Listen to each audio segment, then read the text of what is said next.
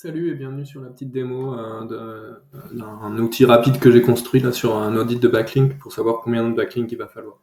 Donc, il faut une clé API que vous allez devoir mettre ici pour ValueSerp et Data for SEO. Data for SEO, il faut une API backlink, il faudra déposer $100 sur votre compte. C'est l'outil le moins cher avec une base de données de backlink qui est plutôt propre. Du coup, c'est celle-là que j'ai choisie parce que normalement j'utilise Ahref, mais Ahref ça coûte cher et tout le monde n'a pas le truc. ValueSerp c'est gratuit, vous verrez ça va scraper les URL. Donc, sur le deuxième onglet, voilà ce que vous aurez. Donc, il faudra taper un mot-clé. Donc là, je vais retaper pour ça par exemple. Je tape au hasard. Ça va commencer à aller scraper les résultats de top 30. Ensuite, on va calculer un coefficient de corrélation. Là, je mettrai une petite explication. Alors, on va attendre que les SERP arrivent. Et une fois que les URL sont là, il y a la deuxième API qui va se lancer et qui va aller récupérer le nombre de backlinks pour chacune des URL.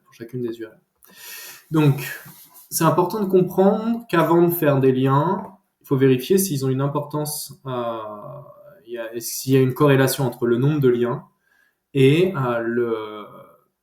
la position dans les résultats de recherche. Donc c'est ça qu'on va calculer ici. Donc, plus c'est proche de 1, plus il y a une corrélation, plus c'est proche de 0, moins il y a de corrélation.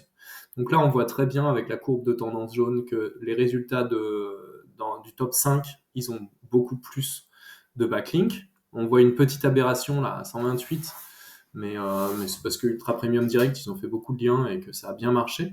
Donc, ce que je vais dire, moi, ici, c'est que je vais aller regarder le coefficient de corrélation qui est élevé. En l'occurrence, là, il est vraiment élevé. On prendra un autre exemple après qui est moins élevé, ou c'est moins élevé. Le top 3, alors j'ai 128 liens maximum sur mon top 3. Ok, j'ai la donnée, elle est bien là. Et je vais faire la moyenne des trois résultats là.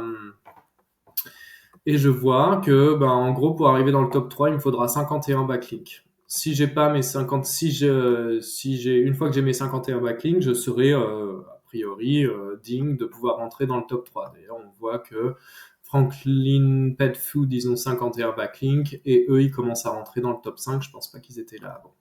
Donc ça, c'est l'outil, il fonctionne tout seul. Donc, là, c'est quand il y a un coefficient de corrélation qui est vraiment important. Mais par exemple, si je tape agence SEA à Lille, ça va prendre une minute, je vais mettre pause. Je reviens quand c'est chargé. Et donc là, on voit clairement que le coefficient de corrélation, il est élevé. D'ailleurs, c'est ce qui veut dire, il est négatif. Il veut dire, en gros, que plus tu as de liens, moins tu seras ranké, quoi. Bon, c'est pas vrai, là, c'est parce qu'il y a cette valeur à 164, on voit très bien. Mais en gros, le coefficient de corrélation, il est à 0. Ça veut dire que c'est pas parce que tu as des backlinks que tu vas te positionner premier sur agence SEA Lille. D'ailleurs, on voit bien que Wimersion, ils en ont pas, que Finally, ils en ont pas, et que Noise, ils en ont un.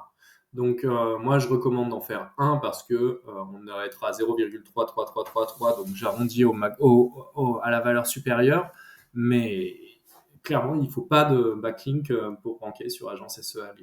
Donc voilà, ce petit outil il est simple. Je calcule pas le nombre de backlinks que vous avez, je vous fais pas rentrer l'URL de votre site. Il faudra bien sûr dire que si votre URL elle a déjà 50 backlinks sur l'exemple précédent de Coquetcha, il faudra que un backlink et pas 51 en plus. Voilà, c'est tout.